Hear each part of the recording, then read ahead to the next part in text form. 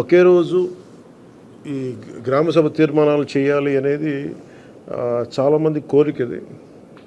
పంచాయతీరాజ్ వ్యవస్థలో గ్రామ పంచాయతీల నుండి జిల్లా పరిషత్ వరకు పటిష్టంగా ఉన్నప్పుడే నిజంగా మనం అనుకున్న అభివృద్ధి సాధించగలుగుతాం.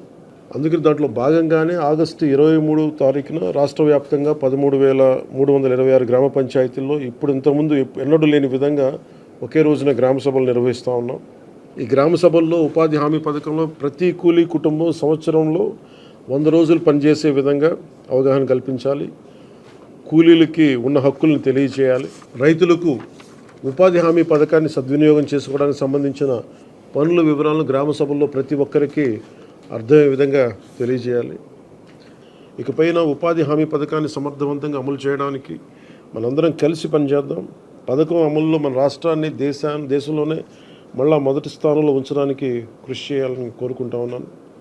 గ్రామాలను అభివృద్ధి చేసే మహాత్మా గాంధీ గారి కళలాగా గ్రామ స్వరాజ్యాన్ని స్థాపించాలి, ఆ దిశగా అడుగులు వేయాలని చెప్పి మీరందరూ కలిసి మాకు సహాయ సహకారాలు ఇవ్వాలని మనస్ఫూర్తిగా కోరుకుంటున్నాను.